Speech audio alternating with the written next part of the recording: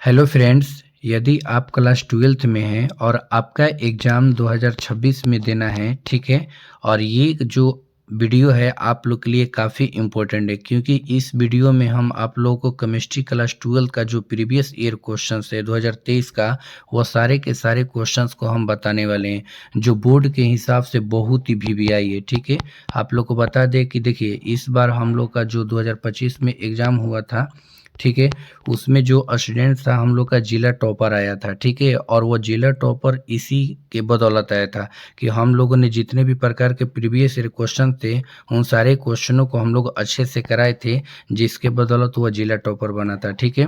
तो आप लोग को भी हम यही बात बोलते हैं कि जितने भी प्रकार के इसमें क्वेश्चन दिए गए हैं, ये सारे के सारे इंपॉर्टेंट क्वेश्चंस है। हम आप लोग को बारी बारी से बता रहे हैं, आप लोग इन सारे क्वेश्चनों को अच्छे से अध्ययन कीजिएगा और पूरा का पूरा आंसर इसका याद कर लीजिएगा। ये बिल्कुल 100% जितने भी प्रीवियस ईयर क्वेश्चंस है वो सारे के सारे बिहार बोर्ड में टैली करेंगे। आप लोग को 70 में केवल 35 ही लाना है और इसमें से 35 के 35 ऑब्जेक्टिव्स इसमें खुद टैली करेंगे, जो इसमें का दिया गया अभी तक का प्रीवियस ईयर क्वेश्चन है। यदि आप लोग प्रीवियस ईयर क्वेश्चन 2009 से लेकर के 2022 तक अभी तक ना नहीं देखे हैं कि इसमें कौन कौन से क्वेश्चन पूछे गए हैं, तो इसी चैनल पर हम वीडियो बना करके सारे के सारे डाल चुके हैं और आज हम 2023 का सॉल्व करने वाले हैं। तो आप लोग इन सारे क्वेश्चनों को अच्छे से अध्ययन कीजिएगा और अध्ययन करके अच्छे से एग्जाम दीजिएगा क्योंकि ये सारे के सारे क्वेश्चन टैली करने वाले हैं, ठीक है? चलिए तो हम शुरू करते हैं। यदि आप लोग मेरे यूट्यूब चैनल में नए हैं तो इसको लाइक कर दीजिएगा, सब्सक्राइब कर दीजिएगा और कमेंट भी कर दीजिएगा, ठीक है? तो चलिए हम लोग चलते हैं क्वेश्चन नंबर 1 पर, ठीक है? तो देखिए क्वेश्चन नंबर 1 कह रहा है प्रथम कोटि की अभिक्रिया के लिए अर्ध आयु है, ठीक है? देखिए प्रथम कोटि अभिक्रिया जो जनरली होता है हम लोग का ना 3 मेन होता है, ठीक है? एक शून्य कोटि का होता है, ठीक है? एक प्रथम कोटि का होता है, क्या होता है द्वितीय कोटि का, तो ये 3 मेन होते हैं, ठीक है? तो हम लोग का कौन सा पूछा है प्रथम कोटि की अभिक्रिया ना, ये केमिकल काइनेटिक्स के क्वेश्चन है। तो इसके ऑप्शन दिए हैं, वेग स्थिरांक पर निर्भर नहीं करता है। दूसरा दिया है प्रारंभिक सांद्रण पर निर्भर नहीं करता है, ठीक है? देखिए तीसरा दिया है प्रारंभिक सांद्रण पर निर्भर करता है और चौथा दिया है इनमें से सभी। तो सबसे पहले ना इसको हम लोग देख लेते हैं। देखिए जो टी हाफ होता है इसका, ठीक है, ये होता है 0.693/के होता है, ठीक है? जहाँ क्या क्या होता है वेग स्थिरांक होता है और टी हाफ क्या होता है अभिक्रिया का अर्ध आयु यानी अभिक्रिया का अर्धकाल होता है, ठीक है? तो देखिए इसमें ना ये पूरा का पूरा जो प्रथम कोटि का अभिक्रिया होता है ये इसके वेग स्थिरांक पर निर्भर करता है ना, प्रारंभिक सांद्रण पर निर्भर नहीं करता है क्योंकि इसमें जो है प्रारंभिक सांद्रण का कोई जिक्र नहीं किया गया है, ठीक है? जिसको हम लोग ए से सूचित करते हैं, ठीक है? या तो बड़ा ए करिए चाहे छोटा ए करिए, ठीक है? तो इसमें प्रारंभिक सांद्रण का कोई जिक्र नहीं किया गया है, तो इसलिए जो कह रहा है कि प्रथम कोटि का अभिक्रिया के लिए अर्ध आयु जो होता है वो क्या है प्रारंभिक सांद्रण पर निर्भर नहीं करता है, ठीक है? तो ऑप्शन बी इसका क्या हो जाएगा सही आंसर हो जाएगा, ठीक है? चलिए अगला क्वेश्चन है हाइबर विधि, ठीक है, से अमोनिया के निर्माण में निम्नलिखित में कौन उत्प्रेरक का प्रयोग होता है, ठीक है? दिया है लोहे का महीन पाउडर, मोबिलिडियम का महीन पाउडर, निकेल का महीन पाउडर और प्लेटिनम का महीन पाउडर। देखिए सबसे पहले इसकी अभिक्रिया को लिखते हैं, ठीक है ना? देखिए जब N2, ठीक है, और H2 आपस में अभिक्रिया करते हैं, ठीक है, तो ये बनता है 2NH3 बनता है यानी अमोनिया बनता है, ठीक है? तो इसके बीच में यहाँ पर कैटलिस्ट काम करता है तो वो होता है F यानी लोहा का होता है, ठीक है? आप इसमें ना मोबिलिडियम भी डाल सकते हैं, ये मोबिलिडियम वर्धक का काम करता है जो अभिक्रिया की दर को तुरंत क्या करता है बढ़ा देता है, ठीक है? तो हम लोग सबसे ज़्यादा इस नाइट्रोजन और हाइड्रोजन को जो मिला करके अमोनिया बनाते हैं इस विधि को हम लोग हैबर विधि कहते हैं और ये तभी बन पाता है जब यहाँ पर कैटलिस्ट के तौर पर लोहे का महीन पाउडर यूज होता है, ठीक है? तो हम लोग का आंसर कौन सा हो जाएगा इसमें ऑप्शन ए हो जाएगा, ठीक है? लोहे का महीन पाउडर के द्वारा हम लोग क्या करते हैं हैबर विधि द्वारा अमोनिया बनाते हैं, ठीक है? चलिए अगले क्वेश्चन पे आते हैं। अगला क्वेश्चन करें कि निम्नलिखित में किस विधि के द्वारा कोलाइडी विलयन का शोधन किया जाता है ना? देखिए एक विधि होता है जिसके द्वारा कोलाइडी विलयन का क्या किया जाता है शोधन यानी शुद्धिकरण किया जाता है, ठीक है? तो इसका ऑप्शन में दिया है पेप्टीकरण, स्कंदन, अपोहन और फ्लोकुलेशन, ठीक है? तो देखिए जो हम लोग का विधि होता है जिसके द्वारा कोलाइडी विलयन का शोधन किया जाता है, उस विधि को हम लोग बोलते हैं अपोहन, ठीक है।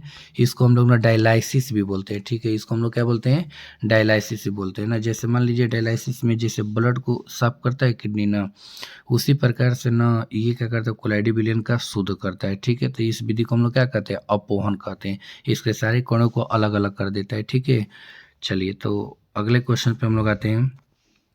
अगला क्वेश्चन करें कि 298 केल्विन पर 1 ग्राम चारकोल के द्वारा निम्नलिखित में से किस गैस का सबसे अधिक आयतन अधिशोषित होता है। देखिए आप लोग को बताते हैं कि जिस गैस का क्रांतिक ताप ज़्यादा होगा, ठीक है, जिस गैस का क्या होता है, क्रांतिक ताप ज़्यादा होता है, ठीक ना, उसी गैस का अधिशोषण सबसे क्या होता है, ज़्यादा होता है, ठीक है। तो क्रांतिक ताप आप लोग जानते ही होंगे। जैसे देखिए हम आप लोग को बता देते हैं हिंट के तौर पर, ठीक है।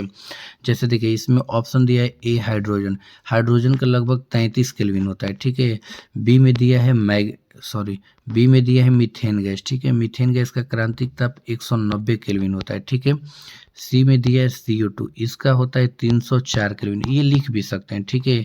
और डी में हम लोग का दिया है क्या, अमोनिया, और इसका आप लोग को बता देते हैं लगभग 405 केल्विन होता है। कितना होता है, 405 केल्विन। तो आप देख लीजिए जिस गैस का क्रांतिक ताप क्या होता है, ज़्यादा होता है, वही सबसे अधिक आयतन को क्या करता है, अधिशोषित करता है। तो यहाँ पर 405 केल्विन क्या है, अमोनिया का सबसे ज़्यादा है। तो इसी के द्वारा क्या होगा, चारकोल इसको क्या करेगा, सबसे ज़्यादा अधिशोषित करेगा, ठीक है। तो इस प्रकार से इसका ऑप्शन डी क्या हो जाएगा, सही आंसर हो जाएगा, ठीक ना। चलिए अगला क्वेश्चन पर हम लोग आते हैं। क्वेश्चन नंबर 5 कर रहा है कि पाइरोलुसाइट निम्नलिखित में से किसका अयस्क है। आप लोग को बता दें कि देखिए अयस्क का एक हम टेबल ही बनाए जिसमें काफ़ी सारे क्या है, एलिमेंट्स है और उनके कौन कौन से अयस्क होते हैं, ये सारी चीज़ें बताए, ठीक है। तो चलिए हम इसी का केवल जिक्र करते हैं। कह रहा है कि पायरोलुसाइट ना, जैसे मैग्नीशियम दिया है, मैग्नी दिया है, जिंक दिया है, लोहा दिया है। तो देखिए पायरोलुसाइट जो होता है ना, ये मैग्नी डाइऑक्साइड का एक महत्वपूर्ण अयस्क होता है, ठीक है। मैग्नी डाइऑक्साइड यानी MnO2 का होता है, ठीक है। तो आप इसका मैग्नीज कर लीजिएगा, ठीक ना। और मैग्नीज इसी अयस्क से क्या किया जाता है, निकाला जाता है, ठीक है, जिसको हम लोग पायरोलुसाइट बोलते हैं, ठीक ना, याद कर लीजिएगा। अगला क्वेश्चन है 6, धातु के ऑक्साइड को कार्बन या कार्बन मोनोऑक्साइड के द्वारा धातु में अकृत करने की क्रिया कहलाती है। तो देखिए इस क्रिया को हम लोग क्या कहते हैं, आप लोग इसको तो हम बहुत अच्छे से ही जानते हैं, ठीक है। इस क्रिया को हम लोग ना प्रगलन बोलते हैं। क्या बोलते हैं, प्रगलन। इसको स्मेल्टिंग भी बोल सकते हैं। क्या बोल सकते हैं, स्मेल्टिंग भी ना। कभी कभी हिंदी में जो इंग्लिश वाला वर्ड है हिंदी में भी लिख देता है, ठीक है। तो देखिए धातु के ऑक्साइड को कार्बन या कार्बन मोनोऑक्साइड के द्वारा जब हम लोग ना धातु को अकृत कर देते हैं, ठीक है, जो ऑक्साइड होता है उस क्रिया को हम लोग क्या कहते हैं, प्रगलन या स्मेल्टिंग कहते हैं। जैसे देखिए इसका भी क्रिया भी लिखते हैं। जैसे मान लीजिए जिंक ऑक्साइड है, ठीक है, प्रगलन विधि में हम लोग क्या करते हैं, कार्बन का उपयोग कर लेते हैं, ठीक है। तो क्या होता है, ये जिंक धातु अवकृत हो जाता है और ये CO गैस क्या हो जाता है, बाहर हो जाता है, ठीक है। तो इस प्रकार से इस विधि को हम लोग क्या करते हैं, प्रगलन या स्मेल्टिंग, जिसमें हम लोग किसका इस्तेमाल करते हैं, कार्बन का, ठीक है। कार्बन मोनोऑक्साइड का भी आप कर सकते हैं, ठीक ना। चलिए अगला क्वेश्चन है, निम्नलिखित में से किस धातु के निष्कर्षण के लिए साइनाइड विधि का उपयोग होता है। देखिए साइनाइड विधि न 2 धातुओं के लिए उपयोग किया जाता है। एक हम लोग का चांदी होता है जिसका संकेत Ag होता है, और एक सोना होता है जिसका संकेत क्या होता है, Au होता है, ठीक है। तो इसमें से कौन सा ऑप्शन है, देख लीजिए। क्रोमियम नहीं होगा, ठीक है। सिल्वर दिया है तो ऑप्शन बी हो जाएगा। Cu नहीं होगा, Zn नहीं होगा, ठीक है। तो ऑप्शन बी इसका क्या हो जाएगा, सही आंसर हो जाएगा, ठीक है। सिल्वर और सोना ये दोनों के लिए होता है, ठीक है। तो आप लोग उसको भी लिख लीजिएगा ना। तो इस प्रकार से इसका जो आंसर हम लोग है वो निकाल लिए, ठीक है। तो आप लोगों को अभी तक हम ना 7 क्वेश्चन बता दिए। इन 7 क्वेश्चनों को आप लोग ना बहुत ही अच्छे से समझ भी गए होंगे, ठीक है। चलिए अगले क्वेश्चन को हम लोग आते हैं। कह रहा है अगला क्वेश्चन, निम्नलिखित में से किसके ऑक्सीकरण से एसीटोन प्राप्त होता है, ठीक है। देखिए एसीटोन का सूत्र होता है CH3, ठीक है। CO और CH क्या होता है, 3 होता है, ठीक है। ये एसीटोन कहलाता है। ये किसके द्वारा प्राप्त होता है, तो देख लेते हैं। देखिए ये कह रहा है कि ये एसिटाल्डिहाइड के द्वारा, एथिल अल्कोहल के द्वारा, ठीक है, या फिर इस कंपाउंड के द्वारा, या फिर इस कंपाउंड यानी मेथिल अल्कोहल के द्वारा, ठीक है। तो हम लोग ना इसको देख लेते हैं। ये कह रहे कि एसीटोन प्राप्त होता है, ठीक है। तो देखिए हम आप लोग को बता देते हैं ना, कभी भी जब ऑक्सीकरण के साथ अभिक्रिया होता है तो उसमें 2 डिग्री का जो एल्कोहल होता है ना OH, उसी के साथ ये क्या होता है, एसीटोन प्राप्त होता है, ठीक है। तो इसमें से 2 डिग्री का एल्कोहल देखेंगे तो ये पहला नहीं है, दूसरा अगर हम 2 डिग्री का एल्कोहल को देखेंगे तो देखिए ये तो है, होगा ही नहीं होगा, ये भी नहीं होगा, ठीक है, ये भी नहीं होगा, ये हो जाएगा। देखिए 2 डिग्री का एल्कोहल करने का मतलब इसको हम बना लेते हैं ऑप्शन जो सी है, CH, इसके साथ ऊपर OH जोड़ दीजिए, ठीक है, और यहाँ पर कर दीजिए क्या, CH3। देखिए कैसे निकालते हैं डिग्री, ठीक है। देखिए ये जो OH ग्रुप है, आप लोगों को बताते हैं। देखिए ये जो OH ग्रुप है, जिस कार्बन से जुड़ा होता है, वह कार्बन जितने कार्बन से जुड़े, जैसे देखिए एक इससे जुड़ा है और एक इससे जुड़ा है, ठीक है। तो इस कार्बन का डिग्री कितना हो जाएगा, 2 डिग्री हो जाएगा, ठीक है। अगर ये एक कार्बन से जुड़ता तो 1 डिग्री हो जाता, 3 कार्बन से जुड़ता तो 3 डिग्री हो जाता, ठीक है। यानी फिर से समझिए, जो ग्रुप जिस कार्बन से जुड़ता है, वह कार्बन जितने कार्बन से जुड़ता है, वहीं उसका क्या होता है, डिग्री होता है, ठीक है। और 2 डिग्री का जो एल्कोहल होता है, वहीं क्या होता है, ऑक्सीकरण से क्या देता है, एसीटोन देता है, ठीक है। तो इसके ऑप्शन कौन से हो जाएंगे, ऑप्शन हो जाएगा सी, ठीक है।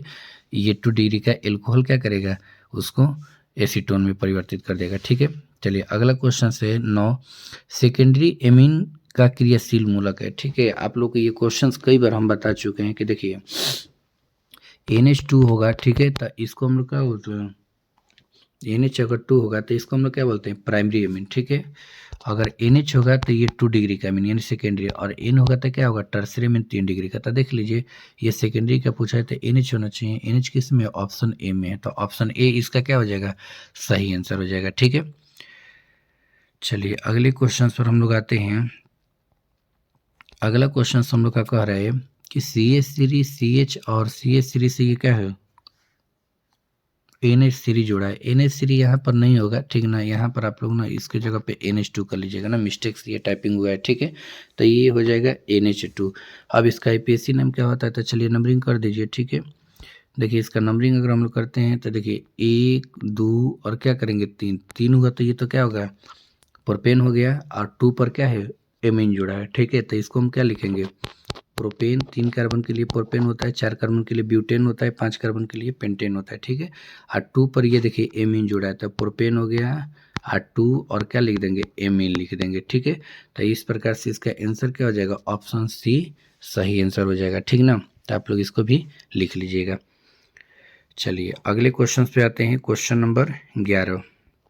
क्वेश्चन नंबर 11 कह रहा है कि प्राइमरी एमीन की अभिक्रिया ग्रिग्नार्ड अभिकर्मक से कराने पर, ठीक है, निम्नलिखित में कौन बनता है, ठीक है। देखिए ग्रिग्नार्ड अभिकर्मक की अगर हम लोग बात करें तो ये हाइलाइड ही होते हैं, क्या होते हैं, हाइलाइड, जिसमें ना मान लीजिए इसको हम लोग बोल सकते हैं CH3, ठीक है ना, Mg और Br जो होते हैं, ठीक है। इस प्रकार के जो कंपाउंड हम लोग बनाते हैं किसी कार्बन से जोड़ करके, ठीक है, वो ग्रिग्नार्ड अभिकर्मक होता है, ठीक है। इसको C2H5 भी लिख सकते हैं, ठीक है ना, MgBr कर सकते हैं ना।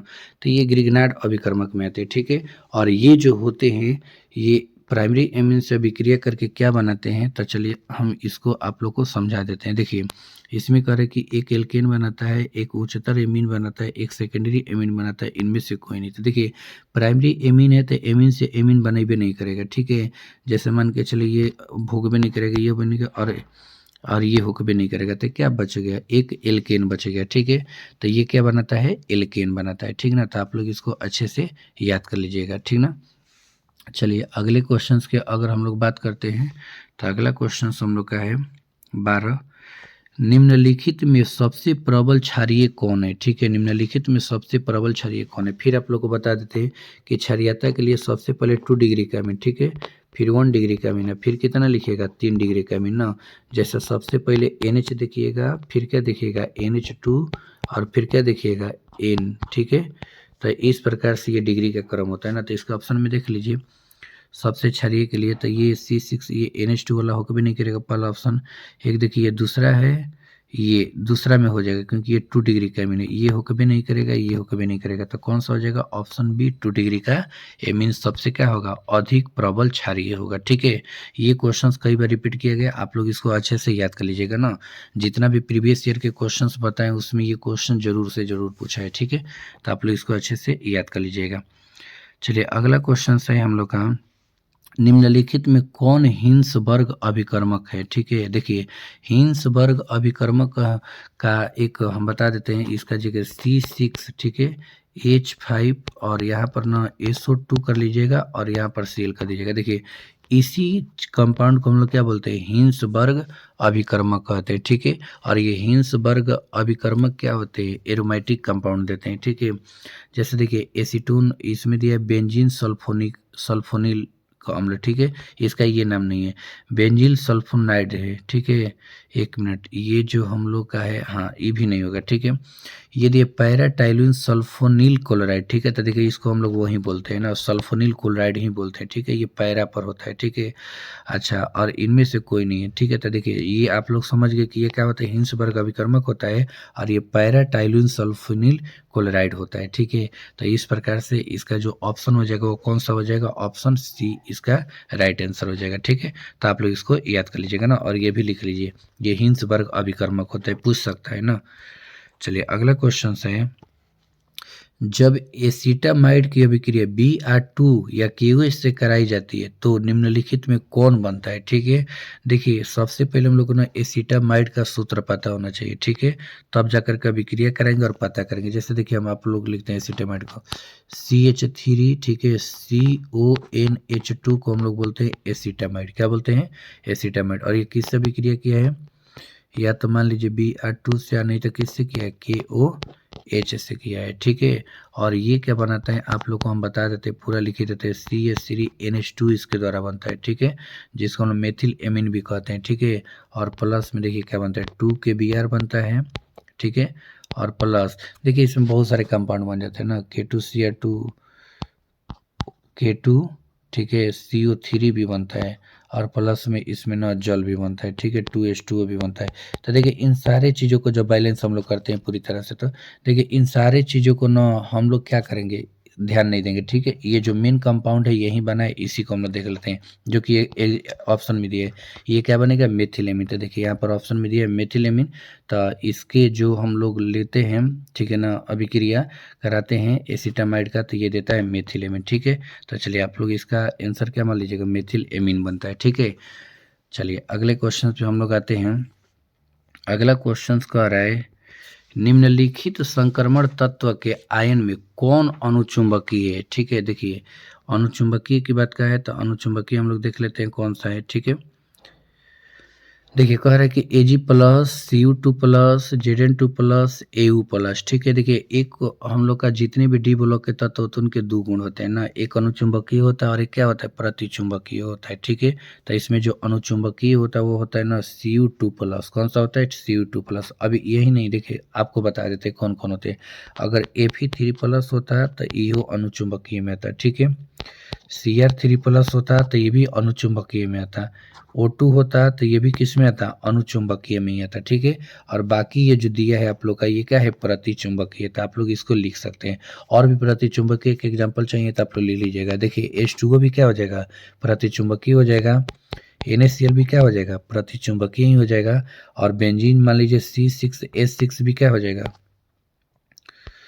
बेंजीन भी जो होगा वो क्या हो जाएगा?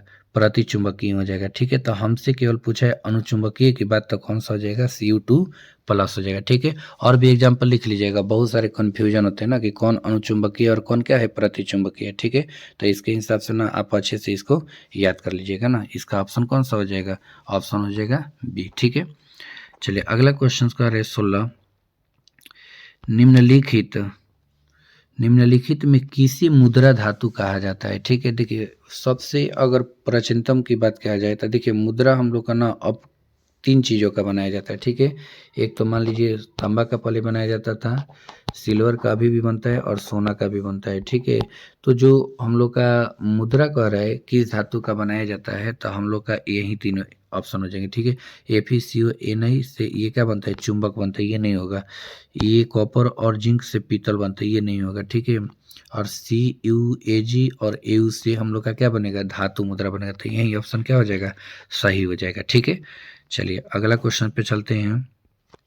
करें कि समन्वय यौगिकों के लिए सबसे पहला महत्वपूर्ण सिद्धांत किसने दिया। देखिए जो समन्वय यौगिक होता है उसको हम लोग ना वर्नर के सिद्धांत के हिसाब से ही पढ़ते हैं, ठीक है, क्योंकि उन्होंने ही काफ़ी सारे समन्वय यौगिकों को बनाए थे, ठीक है। तो जो वर्नर हैं वहीं इसका क्या हो जाएगा, राइट आंसर हो जाएगा, ठीक है ना, क्योंकि वर्नर ही सारे समन्वय यौगिकों का क्या किए थे, निर्माण किए थे और वहीं इसका सिद्धांत भी दिए, ठीक है। तो इसका ऑप्शन क्या हो जाएगा, सी सही हो जाएगा ना।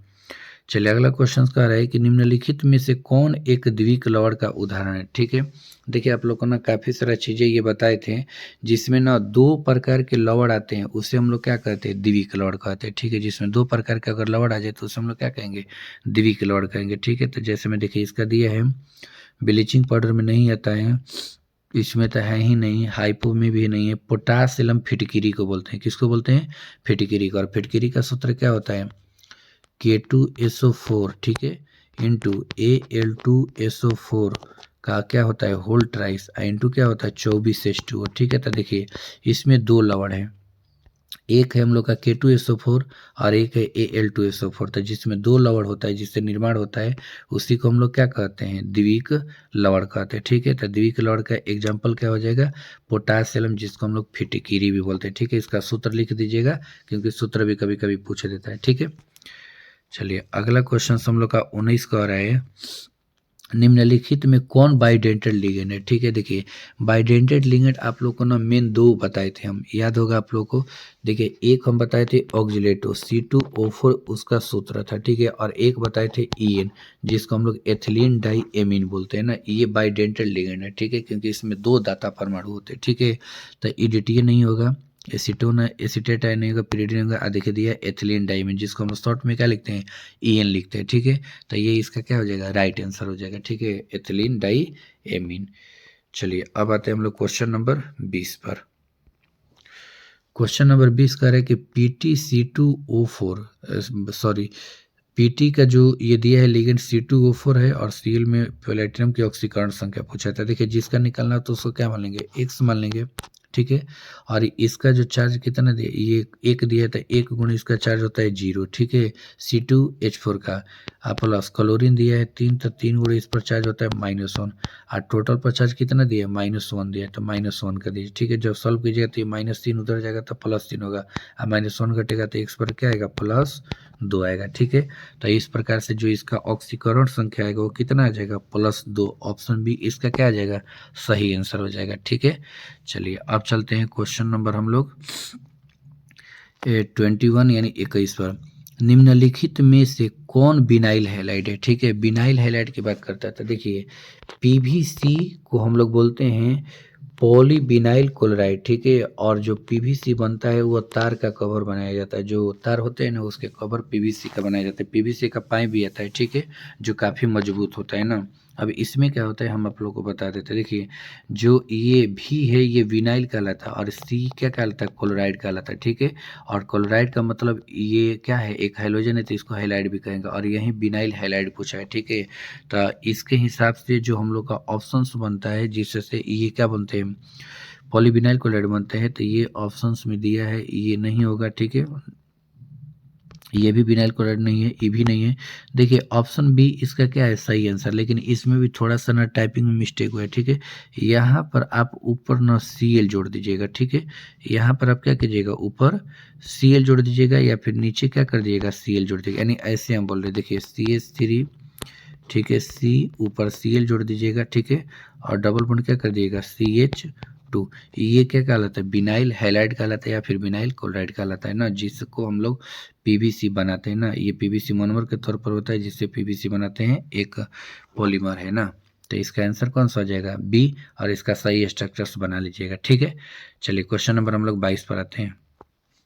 करें कि निम्नलिखित में कौन कार्बोहाइड्रेट प्राकृतिक में प्रचुर मात्रा में पाया जाता है। ठीक है, कौन जो है प्राकृतिक में प्रचुर मात्रा में पाया जाता है। देखिए आप लोग को बताते हैं, ग्लूकोज दिया है, फ्रुक्टोज दिया है, स्टार्च दिया है, सेलुलोज दिया है। ठीक है, कौन सा कार्बोहाइड्रेट जो होता है वो प्रकृति में क्या होता है, प्रचुर मात्रा में पाया जाता है, यानी सबसे ज़्यादा मात्रा में पाया जाता है।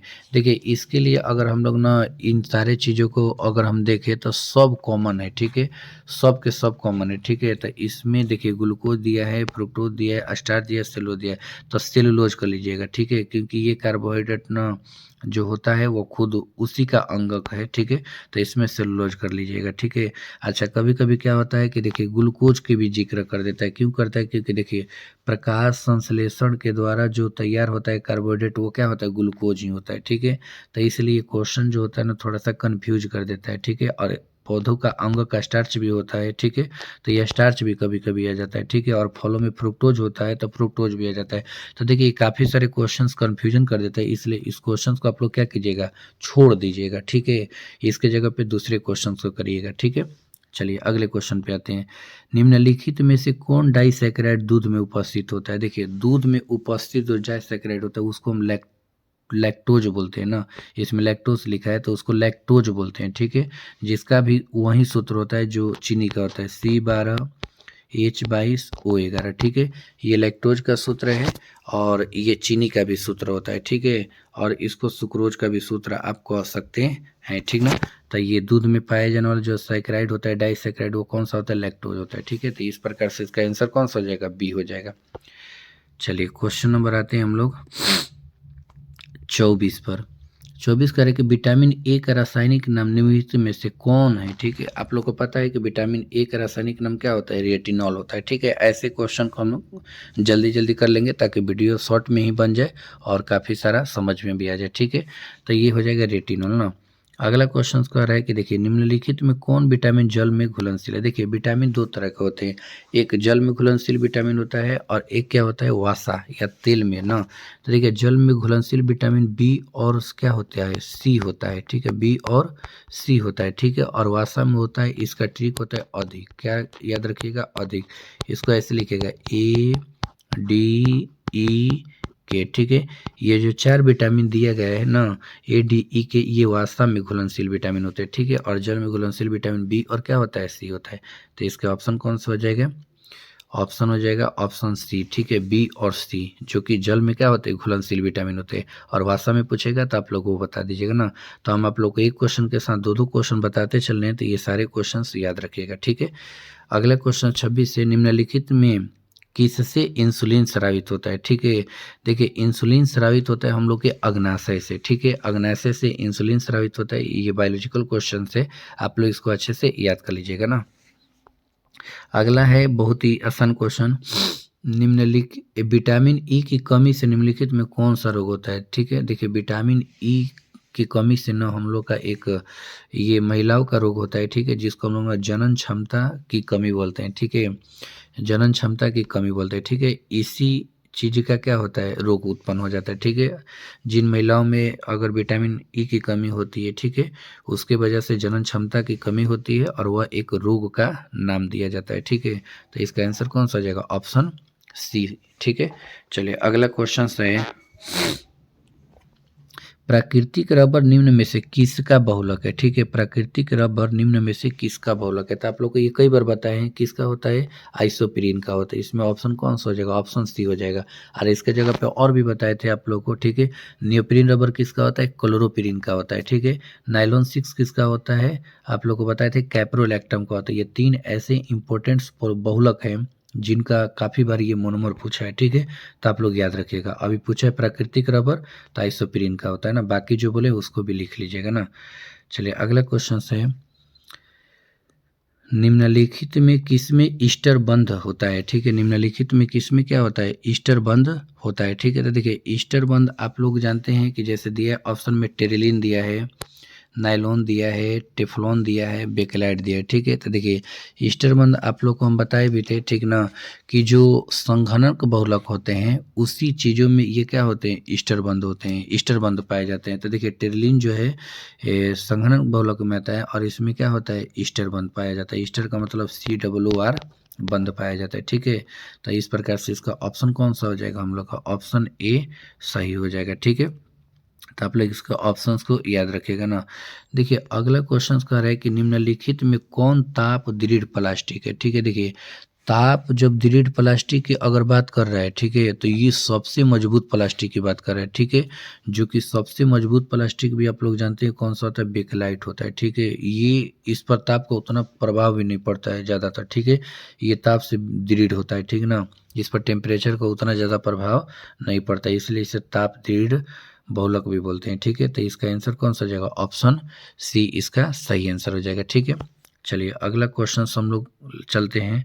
अगला क्वेश्चन कह रहे हैं कि निम्नलिखित में कौन पॉलीएमाइड है। ठीक है, देखिए उसमें क्या पूछा था, ईस्टर बंद पूछा था, और इसमें क्या पूछ दिया, पॉलीएमाइड पूछा है। ठीक है, तो पॉलीएमाइड होता है नायलॉन 6,6 में, टेफ्लॉन में नहीं होगा, नायलॉन 6,6 में हो जाए। ठीक है, टेरिलिन में भी नहीं होगा क्योंकि इसमें ईस्टर बंद होता है, बेकलाइट में भी नहीं होगा। ठीक है, तो देखिए नायलॉन 6,6 में क्या होता है, पॉलीएमाइड बंद पाया जाता है। ठीक है, पॉलीएमाइड करने का मतलब CuNH2 बंद पाया जाता है। ठीक है, इसमें CuNH2 बंद पाया जाता है, और इसमें ये क्या बोलते हैं, टेरिलिन में ईस्टर बंद पाया जाता है, COOR ना। तो देखिए दोनों एक दूसरे से ही जुड़ा क्वेश्चन है, आप लोग इसको याद कर लीजिएगा। ठीक है, चलिए अगला क्वेश्चन हम लोग का है क्वेश्चन नंबर 32, निम्नलिखित में से किसका उपयोग एंटासिड के रूप में किया जाता है। देखिए एंटासिड का मतलब जब हमारे क्या बोलते हैं, अमाशय में अम्ल की मात्रा ज़्यादा हो जाती है तो उस घटना को हम लोग एंटासिड बोलते हैं, और इसको कम करने के लिए हम लोग क्या करते हैं, क्षार खाते हैं। ठीक है, तो क्षार में इसमें सबसे ज़्यादा किसको खाते हैं, मैग्नीशियम हाइड्रा ऑक्साइड। वैसे सब्सटेंस जिसमें मैग्नीशियम हाइड्रा ऑक्साइड होते हैं उन्हीं के द्वारा इसका नियंत्रण किया जाता है। ठीक है, तो एंटासिड में किसका उपयोग किया जाता है, मैग्नीशियम हाइड्रा ऑक्साइड, जो कि एक क्या है, क्षार है। ठीक है, इसको याद कर लीजिएगा। अगला क्वेश्चन है सैकरीन क्या है। देखिए सैकरीन एलिफेटिक हाइड्रोकार्बन दिया है, मीठा अभिकर्ता दिया है, पॉलीन्यूक्लियर यौगिक दिया है, चीनी दिया है, ये सब नहीं होते हैं। ठीक है, ये सैकरीन जो है एक क्या है, मीठा अभिकर्ता है। ठीक है, जो कि थोड़ी सी मात्रा किसी चीज़ में मिला देने पर वो कई गुना ज़्यादा क्या हो जाता है, मीठा हो जाता है। ठीक है, तो इसको याद कर लीजिएगा, इसका ऑप्शन कौन सा हो जाएगा, 20 सही आंसर हो जाएगा। ठीक है, चलिए अगला क्वेश्चन कह रहे हैं 34, निम्नलिखित में किसका उपयोग साबुन के रूप में होता है। देखिए साबुन को बनाने के लिए ना 3 अम्लों की जरूरत होती है। ठीक है ना, स्टीरिक अम्ल, फार्मेटिक अम्ल। ठीक है, और इसके जो ऑप्शंस होते हैं हम लोग का, जैसे दिया है C17H35 COO Na दिया है। ठीक है, और C17H35 ये तो ऐसे ही नहीं होगा कैल्शियम का, और C15H31 इसमें कार्बन कम है। ठीक है, वो 17 से ही स्टार्ट है, और C17H35 COOH। ठीक है, ये नहीं होगा। देखिए साबुन कहने का मतलब ना उसमें ये ग्रुप होना चाहिए, COONA ग्रुप होना चाहिए। ठीक है, क्योंकि स्टीरिक अम्ल और पामेटिक अम्ल को हम देखेंगे तो इसमें ये ग्रुप होना चाहिए क्योंकि ये वासा युक्त होते हैं। ठीक है, तो इसके हिसाब से जो हम लोग का आंसर होता है वो कौन सा होता है, C17H35 COONA होता है। ठीक है ना, इसी का उपयोग हम लोग साबुन के रूप में करते हैं, जिससे हम लोग कई प्रकार के साबुन को क्या करते हैं, बनाते हैं। ठीक है, जो कि झाग उत्पन्न करता है ना, याद रखिएगा। चलिए अगले क्वेश्चन से हम लोग का, निम्नलिखित में कौन प्रति ऑक्सीकारक है। ठीक है, प्रति ऑक्सीकारक की बात कर रहे हैं। ठीक है, देखिए प्रति ऑक्सीकारक करने का मतलब ये भोजन को क्या शुद्ध रखे। ठीक है, भोजन को क्या रख सके, शुद्ध रखे। तो इसके लिए दिया है लेसिथीन नहीं है, सिट्रिक अम्ल दिया है, विटामिन ई दिया है, इनमें से सभी दिया है। ठीक है, देखिए लेसिथीन जो है थोड़ा थोड़ा मतलब ना इसका उपयोग हम लोग करते हैं। ठीक है, ये पाइसीकारक के रूप में होता है, जैसे मान लीजिए दो द्रव के द्वारा जो बनाया जाता है ना प्रतिऑक्सीकारक, उसमें किया जाता है।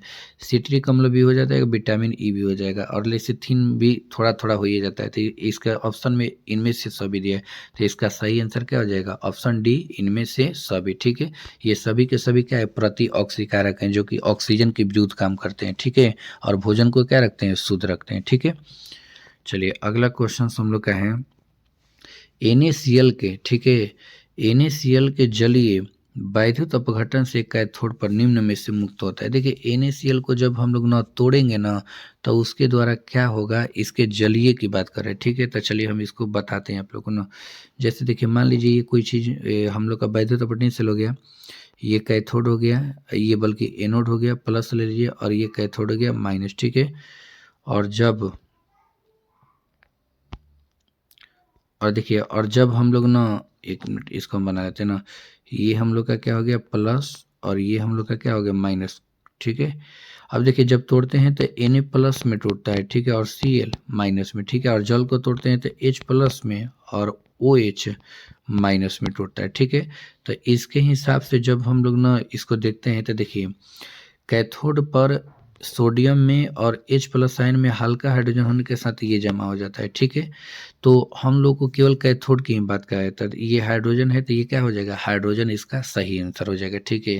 तो ऑप्शन डी इसका क्या हो जाएगा, सही आंसर हो जाएगा। जब NaCl के जल का वैद्युत अपघटन किया जाता है तो कैथोड पर मुक्त पदार्थ कौन होता है, हाइड्रोजन होता है। लेकिन एक बात और ध्यान रखिएगा, केवल NaCl का क्या होता है, ठीक है, तो उसमें केवल क्या हो जाता है, सोडियम हो जाता है, जो कि पिछले प्रीवियस ईयर क्वेश्चन में ये चीज़ें हम आपको बताएं, ठीक है। चलिए अगले क्वेश्चन पर हम लोग आते हैं। अगला क्वेश्चन कह रहा है कि निम्नलिखित में कौन विलयन विद्युत का संचालन करते हैं, ठीक है। देखिए विद्युत का संचालन करने के लिए उसमें वैद्युत अपघट्य पदार्थ होने चाहिए, ठीक है। जैसे मान लीजिए NaCl है, टूटता है तो Na प्लस में और Cl माइनस में बन जाता है, ठीक है, जो कि एक आवेशित आयन होते हैं जो विद्युत का संचालन करते हैं, जिनको हम वैद्युत अपघट्य पदार्थ भी कहते हैं, ठीक है। तो ऑप्शन ए इसका क्या हो जाएगा, सही आंसर हो जाएगा। वैद्युत अपघट्य, वैद्युत अनपघट्य नहीं होगा, तांबे के तार भी नहीं होगा, तो इसका वैद्युत अपघट्य जो कि विद्युत का क्या करते हैं, संचालन करते हैं, ठीक है। यही जो होते हैं चालकता को क्या करते हैं, बढ़ाने का काम करते हैं, ठीक ना। चलिए अब क्वेश्चन नंबर हम लोग क्या आते हैं, 38 पर आते हैं, ठीक है। तो देखिए क्वेश्चन नंबर जो 38 का है वो क्या कर रहा है कि A B C और D धातुओं के मानक इलेक्ट्रोड विभव क्रमशः इतना इतना इतना और इतना दिया है, ठीक है, वोल्ट है। तो इनमें से किस धातु की अवकरण क्षमता सबसे क्या होगी, अधिक होगी, ठीक है। देखिए एक बात आप लोग को बताते हैं ना, जो यहाँ पर मानक इलेक्ट्रोड विभव की मान कह रहे हैं ना, इसके लिए एक ना ट्रिक याद रखिएगा, ठीक है। देखिए मानक इलेक्ट्रोड विभव कहने का मतलब कि जितना अधिक ऋणात्मक होगा, ठीक है, उनकी अवकरण क्षमता उतना ही क्या होती है, अधिक होती है। यानी माइनस में जितना ही सबसे ज़्यादा मान होता है उसकी अवकरण क्षमता उतना ही क्या होती है, अधिक होती है। तो इसमें से देख लीजिए माइनस में सबसे ज़्यादा किसका है, ये किसका है, ए का है, ठीक है। तो ए का अवकरण क्षमता सबसे क्या हो जाएगा, अधिक हो जाएगा, ठीक है। और कम की बात करता तो आप समझ ही सकते हैं, ठीक है। तो चलिए इसका आंसर कौन सा हो जाएगा, ऑप्शन ए, ठीक है ना, ए का ए, ठीक है। तो ये ध्यान रखिएगा, ये मान लिया है ABC ना। चलिए अगले क्वेश्चन पे हम लोग आते हैं। अगला क्वेश्चन कह रहा है कि किसी चालकत्व सेल का सेल स्थिरांक होता है। आप लोग जानते हैं कि सेल स्थिरांक को G से सूचित करते हैं और ये L/A होता है ना, इलेक्ट्रोड की लंबाई और उसका क्या होता है, अनुप्रस्थ काष्ठ का क्षेत्रफल, ठीक है। तो इसका ऑप्शन कौन सा हो जाएगा, ऑप्शन ए सही हो जाएगा, L/A इसका सही आंसर है, ठीक है। चलिए अगला क्वेश्चन 40 कह रहे हैं कि अभिक्रिया 2A प्लस B से क्या बनेगा, C के दर को निम्नलिखित में किसके द्वारा निरूपित किया जाता है, ठीक है, किसके द्वारा निरूपित किया जाता है। तो देखिए इसका हम लिखेंगे तो ये हो जाएगा -1/2। अभिकारक अभिकारक का क्या होता है कि जो ये दिया रहता है अंक वो क्या होता है, बटा में आ जाता है, और अभिकारक है तो इसमें चिन्ह क्या लग जाता है, माइनस, ठीक है। और फिर ये कर दीजिएगा ना dA/dt, तो ये सही ऑप्शन हो जाएगा। बी के लिए क्या लिखेगा, -dB/ क्या लिखेगा, dt, ये भी सही ऑप्शन हो जाएगा। और ये देखिए अभिकारक में माइनस चिन्ह लगता है और प्रतिफल में क्या लगता है, प्लस, तो इसका क्या हो जाएगा, +dC/dt हो जाएगा। और ये भी ऑप्शन दिया है तो इनमें से सभी इसका क्या हो जाएगा, सही आंसर हो जाएगा, ठीक है। तो इस क्वेश्चन का सही आंसर ऑप्शन क्या होगा, डी, सभी के सभी क्या है, सही है। ये दोनों अभिकारक के लिए और ये प्रतिफल के लिए सब सही है, ठीक है। चलिए अगला क्वेश्चन हम लोग का कह रहा है कि एक रासायनिक अभिक्रिया का वेग समीकरण को निम्नलिखित रूप से निरूपित किया जाता है, ठीक है। जैसे वेग दिया है कि मान लीजिए वेग r बराबर क्या दिया, k, a और b के पावर 2 दिया है। यदि a का सांद्रण को स्थिर रखकर, ठीक है, a के सांद्रण को क्या करा है, स्थिर रखकर b का सांद्रण 3 गुना कर दिया जाए तो वेग क्या होगा, ठीक है। यानी एक सांद्रण को स्थिर रखना है और b को क्या करना है, 3 गुना कर देना है, तब क्या होगा, चलिए इसको हम लोग देख लेते हैं, ठीक है। तो देखिए सबसे पहले ना एक वेग लिख लीजिए, ठीक है। मान लीजिए r1 बराबर क्या लिख दें हम, ठीक है, k a दिया है, ठीक है, और b क्या दिया है हम लोग का, 2 दिया है, ठीक है। इतना आप ध्यान रखिएगा, 2 दिया है, ठीक है। अब हम लोग को कह रहा है R2 मान लीजिए क्या होगा, R2 क्योंकि ये तो मान लीजिए संदर्भ दे रखा है। R2 में आप क्या कीजिएगा कि देखिए जो A है, ठीक है, के A को स्थिर रख दीजिए, ठीक है, और जो B है इसको कितना कर दीजिए, 3 गुना कर दीजिए, 3B ठीक है, स्क्वायर कर दीजिए तो ये 3 का कितना हो जाएगा 9 हो जाएगा। ठीक है, तो इसका 9 गुना हो जाएगा, कितना हो जाएगा 9 गुना। तो इसका ऑप्शन डी में क्या दिया है 9 गुना दिया है, तो इसका ऑप्शन डी क्या हो जाएगा सही आंसर हो जाएगा। ठीक है, चलिए अब चलते हैं हम लोग क्वेश्चन नंबर कितना पर 42 पर। क्वेश्चन नंबर 42 करेंगे किसी रासायनिक अभिक्रिया का वेग स्थिरांक निम्नलिखित में से किस पर निर्भर करता है। किसी रासायनिक अभिक्रिया का जो वेग स्थिरांक होता है वो किस पर निर्भर करता है। ठीक है, ताप पर करता है कि मात्रा पर करता है कि भार पर भी करता है कि समय पर करता है। देखिए कोई भी अभिक्रिया होता है, ठीक है, उसका जो वेग स्थिरांक का मान होता है, ठीक है ना, वो किस पर निर्भर करेगा ताप पर करेगा। ठीक है, तो ऑप्शन ए इसका क्या हो जाएगा सही आंसर हो जाएगा। ठीक है, देखिए 43 क्वेश्चन कर रहे हैं हम लोग का। ये जो सी एस श्री बियर का आईपीएसी नाम, देखिए ये जो थोड़ा सा क्वेश्चन है ना मिस्टेक कर दिया। ठीक है, इसका हम पूरा का पूरा काम कर देते हैं। ठीक है ना, ये इस प्रकार से होगा। ठीक है, हम इसके क्वेश्चन को सही तरह से लिख देते हैं ना। देखिए ये ऐसे होगा CH3, ठीक है, सी, और ऊपर भी होगा CH3, ठीक है, और नीचे भी होगा CH3 और यहाँ पर होगा बियर ना। वो क्वेश्चन उसमें थोड़ा सा मिस्टेक से छोड़ दिया। ठीक है, तो इसका आईपीएसी नाम क्या होगा। ठीक है, इसको देख लीजिए आप लोग, इसका आईपीएसी नाम क्या होगा, तो आप लोग अपने से ही नंबरिंग कर लीजिए। देखिए 1 2 3, ठीक है, ऐसे ही नंबरिंग होगा क्योंकि कार्बन का लॉन्गेस्ट चेन देखते हैं। तो देखिए इस साइड क्या जुड़ा है मेथिल और इस साइड क्या जुड़ा है ब्रोमो। कितना पर जुड़ा है दोनों 2 पर जुड़ा है। ठीक है, तो 2 ब्रोमो हो जाएगा, 2 मेथिल हो जाएगा और 3 कार्बन के लिए प्रोपेन हो जाएगा। तो ये हम लोग का सही आंसर हो जाएगा। ठीक है, 2 ब्रोमो 2 मेथिल और क्या हो जाएगा प्रोपेन हो जाएगा। ठीक है, आप लोग इस क्वेश्चन को क्या कीजिएगा ऐसे सुधार लीजिएगा। ठीक ना, तो इसका सही आंसर कौन सा हो जाएगा ऑप्शन सी हो जाएगा। ठीक है, चलिए अगला क्वेश्चन हम लोग आते हैं। एल्किल हैलाइड का उपयोग निम्नलिखित में से किसके निर्माण में होता है। ठीक है, एल्किल हैलाइड का उपयोग निम्नलिखित में किसके निर्माण होता है। देखिए आप लोग को हम 5 नंबर का क्वेश्चंस कराए थे, तो एल्किल हैलाइड के द्वारा हम लोग एल्केन भी बनाए थे, एल्किन भी बनाए थे और एल्कोहल भी बनाए थे। ठीक है, तीनों बनाए थे, इसलिए इसका ऑप्शन क्या हो जाएगा इनमें से सभी। ठीक है, ऑप्शन डी इसका क्या हो जाएगा सही आंसर हो जाएगा। ठीक है, चलिए अगला क्वेश्चन कर रहे हैं कि निम्नलिखित में से किस यौगिक का शून्य द्विध्रुव आघूर्ण होता है। ठीक है, शून्य, देखिए शून्य कहने का मतलब ना ये जो जैसे मान लीजिए इसको ना हम लोग अगर एक बनाते हैं कार्बन टेट्राक्लोराइड का Cl Cl Cl और क्या होगा Cl। ठीक है, तो देखिए कार्बन जितना अपनी तरफ इसको खींचेगा ये भी अपनी तरफ खींचेगा, उसी तरह इसमें उसी तरह इसमें उसी तरह से इसमें। ठीक है, तो इसलिए इसका द्विध्रुव आघूर्ण जो होगा क्या आ जाएगा 0 आ जाएगा। ठीक है, जबकि बाकी में अगर हम लोग देखेंगे तो इसमें ऐसा नहीं मिलेगा। ठीक है, इसमें भी ऐसा नहीं मिलेगा और इसमें भी ऐसा नहीं मिलेगा। ठीक है, क्योंकि ये नेचर एक ही नेचर के सब जुड़े हुए हैं। ठीक है, जिनका द्विध्रुव गुण क्या आ जाता है 0 आ जाता है। ठीक है, तो इसलिए इसका सही आंसर क्या हो जाएगा ऑप्शन सी हो जाएगा CCl4 इसका सही आंसर हो जाएगा। ठीक है, चलिए अगला क्वेश्चन देखते हैं हम लोग। जिंक और जल के साथ क्लोरोफॉर्म के अवकरण से प्राप्त होता है, यानी जिंक और जल के, ठीक है, क्लोरोफॉर्म। तो यहाँ पर देखिए हम ऐसे करते हैं, अगर मान लीजिए जिंक हो गया, ठीक है, और क्लोरोफॉर्म का सूत्र CaCl3 हो गया। ठीक है, और ये क्या देता है हम लोग को। ठीक है, तो ये चलिए हम बताते हैं आप लोग को। देखिए ये हाइड्रोजन का ना जब हम लोग क्या करते हैं अवकरण करते हैं इसमें, ठीक है, ये 6 हाइड्रोजन से मान लीजिए। ठीक है, और हम लोग मान लीजिए इसमें जल का भी उपयोग करते हैं। ठीक है, तो इसके थ्रू जब ये अभिक्रिया कंप्लीट होता है तो ये बनाता है मीथेन गैस। कौन सा गैस बनाता है मीथेन गैस। ये 2 नंबर के क्वेश्चंस में आप लोग का अभिक्रिया में हम कराए भी थे। ठीक है, तो ये मीथेन गैस देता है, उसी का ऑब्जेक्टिव पूछा है। ठीक है, तो इसका सही आंसर कौन सा हो जाएगा ऑप्शन डी इसका सही आंसर हो जाएगा। ठीक है, जब हम लोग का जिंक और जल के साथ क्लोरोफॉर्म के अवकरण से प्राप्त क्या होता है मीथेन गैस होता है, CH4 होता है। ठीक है, आप लोग इसको अच्छे से लिख लीजिएगा ना। चलिए अगला क्वेश्चन हम लोग का अब है, अगला क्वेश्चन का रहे कि निम्नलिखित में से कौन आइडोफॉर्म परीक्षण नहीं देगा। ठीक है, एक बात बताते हैं आप लोगों को, 2 चीज़ याद रखिएगा। एलिफैटिक जितने भी कंपाउंड होते हैं सब के सब आइडोफॉर्म टेस्ट देते हैं। ठीक है, और जो क्या बोलते हैं एरोमेटिक होते हैं वो आइडोफॉर्म टेस्ट उतना नहीं देते। ठीक है, तो इसमें देखिए तो आइसोप्रोपिल एलिफैटिक हो गया, एथेनॉल भी एलिफैटिक हो गया, एथेनॉल भी एलिफैटिक हो गया, लेकिन बेंजील एल्कोहल जो है ये एरोमेटिक हो गया, जो कि ये आइडोफॉर्म परीक्षण नहीं देगा। ठीक है, तो ऑप्शन डी इसका क्या हो जाएगा सही आंसर हो जाएगा। ठीक है, चलिए अगले क्वेश्चंस की बारी है। अगला क्वेश्चन करें कि ब्यूटेन टू ऑल है एक ना, जैसे ब्यूटेन टू ऑल पिछले वाले क्वेश्चन में पूछा था, जैसे ये होता है, ठीक है। देखिए ऊपर हो गया OH, ठीक है, और ये हो गया CH3, इसको हम ब्यूटेन टू ऑल बोलते हैं, ठीक है। आप लोग को बता देते हैं कि देखिए ये कार्बन, ये जो OH है इस कार्बन से जुड़ा, और ये एक कार्बन और एक कार्बन, दो कार्बन से जुड़ा, तो ये 2 डिग्री का एल्कोहल हो गया, ठीक है।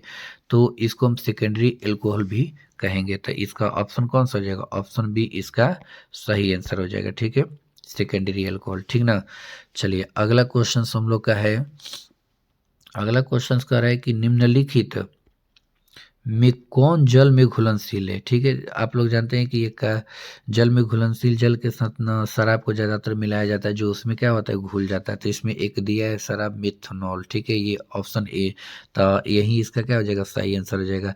ये तो विलायक होते हैं, ये जो CaCl3 क्लोरोफॉर्म विलायक है, कार्बन टेट्राक्लोराइड विलायक है, और कार्बन डाइसल्फाइड भी क्या है, विलायक ही है, ठीक है। लेकिन विलय में क्या है, ये है ना, पानी में आसानी से क्या होता है, घुल जाता है, मिल जाता है, ठीक है।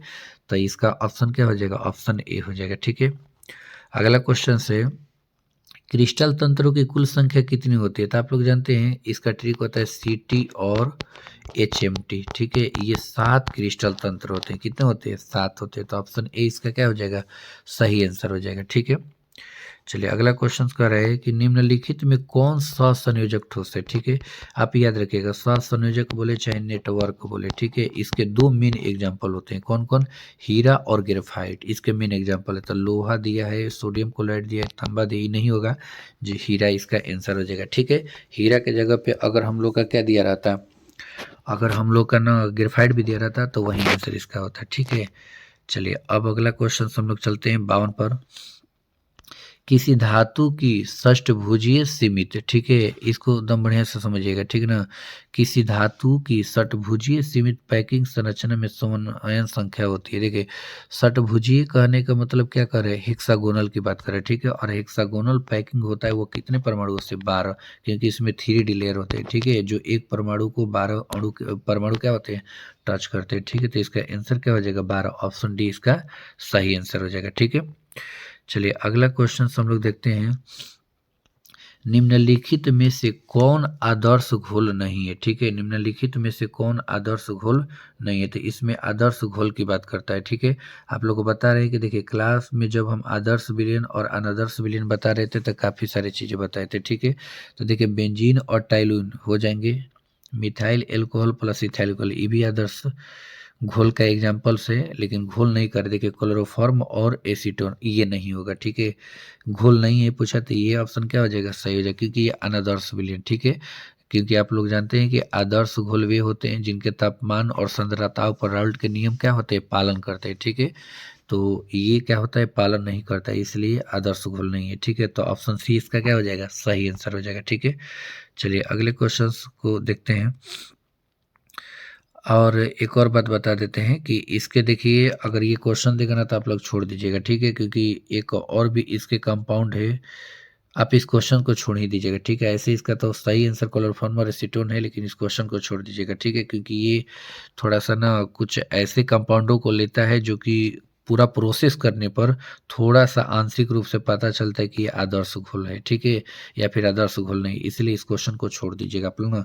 लेकिन अब नहीं आएगा तो उसके जगह पे आप लोग ऑप्शन सी कीजिएगा, क्लोरोफॉर्म प्लस एसीटोन, ये आदर्श घोल नहीं होते, ठीक है।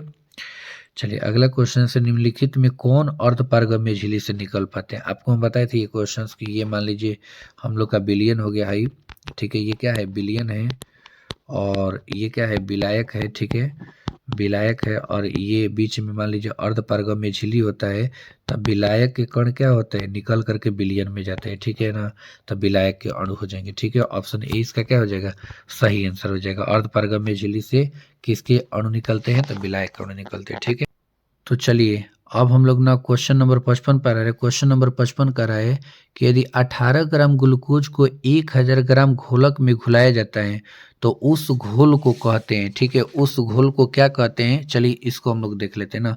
देखिए ये जो ग्राम दिया ना, इसको आप केजी भी कर सकते हैं, ठीक है, 1000 केजी, 1 केजी बल्कि, अब 1 केजी के हिसाब से जब हम लोग का परिभाषा बनता है कि देखिए कोई भी अगर विलेय पदार्थ का जो मोल होता है 1 केजी के विलायक में उपस्थित होता है तो उससे हम लोग ना क्या कहते हैं मोलालता कहते हैं, ठीक है? क्या कहते हैं? मोलालता कहते हैं ना, इसको हम लोग मोलल भी कहते हैं, ठीक है? तो कितना इसका आंसर आएगा चलिए हम बताते हैं आपको ना।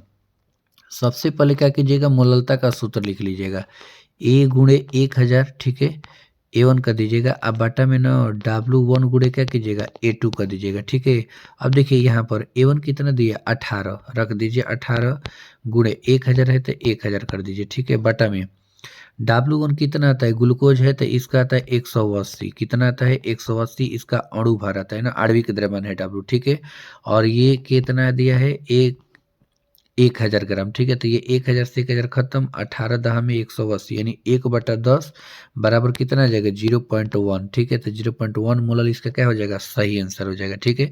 तो ऑप्शन देख लेते हैं, मोलर नहीं होगा 0.1 मोलर है। अच्छा इसमें भी है, तो एक बात आप लोग को बताते हैं, देखिए अगर एक ही क्वेश्चन में 2 ऑप्शन होता है तो जो ऑप्शन में पहले होता है उसी को टिक किया जाता है, ठीक है? तो ऑप्शन बी इसका क्या हो जाएगा सही आंसर हो जाएगा, ठीक है? तो ऑप्शन बी को आप लोग याद रखिएगा ना। चलिए अगला क्वेश्चन 56 का रहे हैं, निम्नलिखित में से किसका क्वथनांक सबसे क्या होगा अधिक होगा, ठीक है? देखिए जिनका आयोटा का मान क्या होता है ज़्यादा होता है ना उसी का होता है। तो देखिए ग्लूकोज का 1 होता है, जो ऑर्गेनिक कंपाउंड होता है उनका 1 होता है, सुक्रोज का भी 1 हो जाएगा, यूरिया का भी 1 हो जाएगा, ठीक है? लेकिन इसको तोड़िएगा तो Na प्लस और क्या होगा Cl माइनस यानी 2 हो जाएगा, ठीक है? तो इसका आयोटा का मान क्या है सबसे ज़्यादा है, इसलिए इसका क्वथनांक भी सबसे क्या होगा ज़्यादा होगा। तो इसका ऑप्शन सी क्या हो जाएगा सही आंसर हो जाएगा, ठीक है? चलिए अगले क्वेश्चन पे चलते हैं। अगला क्वेश्चन कह रहे हैं कि लोहे का मुख्य ऑक्साइड या फिर अयस्क है, ठीक है? लोहे का मुख्य ऑक्साइड अयस्क है। तो देखिए सिडेराइट जो है इसको हम लोग लिखते हैं FeCO3 और हेमाटाइट को लिखते हैं ना Fe2O3 और पायराइट तो होकर भी नहीं करेगा, बॉक्साइड नहीं होगा। तो देखिए ऑक्साइड में कौन सा आ रहा है Fe2O3, तो ये हेमाटाइट इसका क्या हो जाएगा मुख्य ऑक्साइड हो जाएगा, ठीक है ना? लोहे का मुख्य ऑक्साइड अयस्क हेमाटाइट हो जाएगा, ठीक है? चलिए अगला क्वेश्चन करते हैं, निम्नलिखित में से किसमें ऑक्सीजन की ऑक्सीकरण अवस्था +2 होती है? ऑक्सीजन का पूछा है तो देखिए इसको निकालते हैं, ठीक है? इसका मान लीजिए x कर लीजिए, फ्लोरीन का हो गया 2 गुना, तो 2 गुणे कितना होता है -1 तो बराबर 0, तो ये कीजिएगा तो ये -2 उधर जाएगा तो +2, तो इसमें आ जाएगा, इसका +2 होता है, ठीक है? और +2 ही पूछा है। अच्छा इसका भी आ जाएगा +2, 1 मिनट इसका भी चेक कर लेते हैं। ये देखिए तो 2 गुणे क्या आएगा -1 प्लस एक्स बराबर क्या हो जाएगा 0, क्योंकि जिसका निकालना होता है उसको x मान लिया, ऑक्सीजन का निकले ये भी -2 जाएगा तो इसका भी +2 आएगा, इसका भी +2 आएगा, ठीक है? और इसका ऑक्सीजन का 2x इसका 1 आएगा, इसका क्या आ जाएगा x माइनस इसका -2 आएगा, तो ये दोनों नहीं होगा, ठीक है? ये दोनों ऑप्शन सही है। तो चलिए कर लीजिएगा, ऑप्शन ए भी सही कर लीजिएगा, ऑप्शन बी भी सही कर लीजिएगा, ठीक है? चलिए अगले क्वेश्चन की अगर बात करते हैं हम, तो 59 कह रहा है कि निम्नलिखित में कौन रेडियो एक्टिव उत्कृष्ट गैस है, ठीक है? रेडियो एक्टिव उत्कृष्ट है, देखिए रेडियो एक्टिव में कौन कौन आएंगे, जैसे मान लीजिए ना उत्कृष्ट गैस ले लेते हैं तो हे नेता, ठीक है? और कर्मचारी जीते रहो, ठीक है? तो देखिए helium, neon, argon, krypton, xenon और रेडॉन, ठीक है? तो इसमें जो हम लोग का हो जाएगा वो कौन सा आंसर हो जाएगा रेडॉन, ठीक है? रेडॉन जो होता है वो क्या होता है, ये होता है उत्कृष्ट गैस, जो कि एक क्या होता है रेडियो एक्टिव गैस होता है, ठीक है? तो इसका ऑप्शन कौन सा हो जाएगा, ऑप्शन हो जाएगा डी सही आंसर, ठीक है? चलिए अगला क्वेश्चन हम लोग चलते हैं 60 क्वेश्चन करें कि निम्नलिखित में किस उत्कृष्ट गैस के द्वारा सबसे ज्यादा यौगिक बनाया जाता है? तो आप लोग को हम बताए थे, देखिए हीलियम के कोई यौगिक नहीं, नियोन के कोई यौगिक नहीं, आर्गन के भी कोई नहीं, जेनॉन के सबसे ज्यादा होते हैं। जैसे मान लीजिए XeF2 हो जाएगा, XeF4 हो जाएगा, XeO3 हो जाएगा, काफी सारे यौगिक होते हैं, ठीक है? जेनॉन के ना, तो जेनॉन कर लीजिएगा आंसर, ठीक है? चलिए अगला क्वेश्चन कर रहे हैं कि निम्नलिखित में कौन ध्रुवीय यौगिक है, ठीक है? देखिए ध्रुवीय यौगिक कहने का मतलब ना उसमें लोन पेयर इलेक्ट्रॉन हो, ठीक है? तो देखिए SO3 को करेंगे तो ये सब के सब ऑक्सीजन से जुड़ते हैं, एक लोन पेयर नहीं बचता है, ठीक है? BF3 की बात करें तो ये भी बोरॉन 3 फ्लोरीन से क्या होता है जुड़ जाता है, इसमें भी एक भी इलेक्ट्रॉन नहीं बचता, ठीक है? CO2 की बात करें तो CO2 भी क्या होता है डबल बॉन्ड, ये CO2 हो गया, एक भी नहीं बचा। लेकिन SO2 की बात करें तो देखिए ये डबल बॉन्ड हो गया, ये डबल बॉन्ड हो गया और यहाँ पर लोन पेयर इलेक्ट्रॉन 2 को बच जाता है, क्योंकि सल्फर के बाहरी कक्षा में कितने इलेक्ट्रॉन होते हैं 6 होते हैं, ठीक है?